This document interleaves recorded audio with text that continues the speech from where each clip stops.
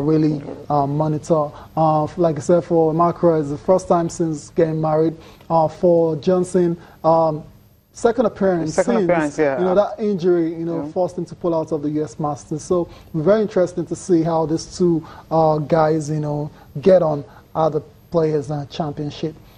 But for me, I think it's going to be a great tournament, no doubt about it. All the golfers there are very capable of winning on their day.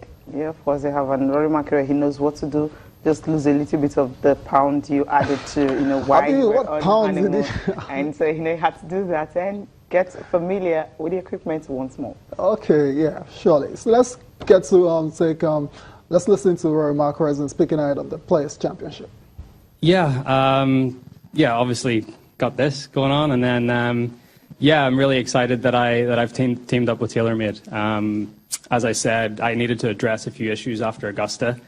I alluded to the fact that I wasn't really happy with the golf ball I was playing, and I needed to do something. I felt like I struggled in the wind. So I went back to the drawing board and tested for about 10 days, pretty extensively after Augusta. Worked with a lot of different things, but I worked with the TaylorMade guys one day, and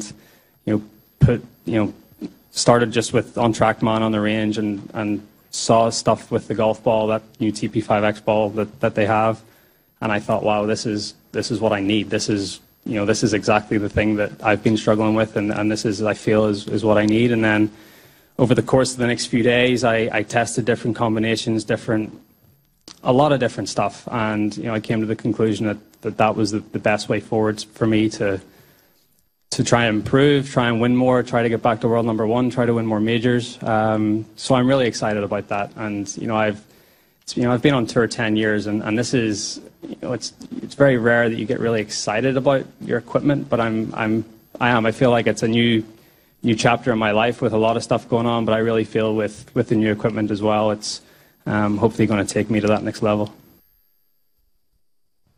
World #2 golfer Rory McIlroy speaking on his readiness for the Players' Championship. From golf now, let's talk about football. Another managerial casualty, this time from the Serie A, and it's Inter Milan's coach. He's been sacked. Cecilia Stefano Pioli has been sacked, and this hasn't come to me as a surprise at all, because they have been very underwhelming. Even though it started really, really well, when he was appointed, when he actually replaced Frank de Boer, he went on a winning run out of his first 10 league games, and that got a lot of excitement back into the fan base in Inter, and they thought, okay, we can actually qualify for the Champions League, but they have tailed off big time, and they're actually struggling right now to make the Champions League sport.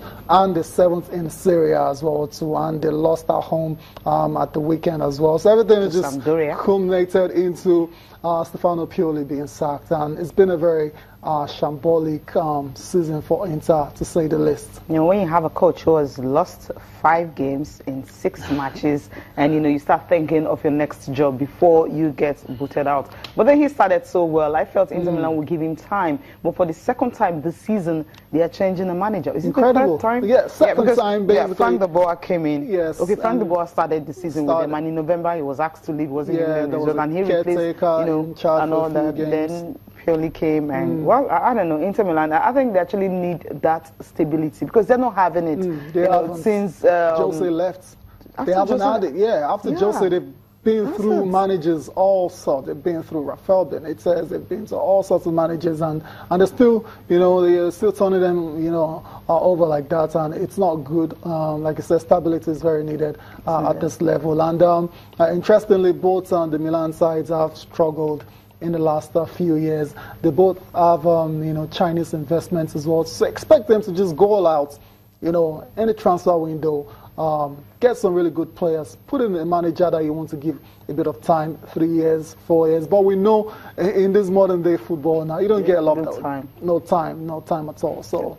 Especially when you have the big money coming in and you have money to spend on big players, and of course the investors want to return, and when it's not coming, it's always going to be difficult. Go on a break now. We'll come back. We'll be looking at the Women's League, and also the Channel's National Kids Cup will still get us talking.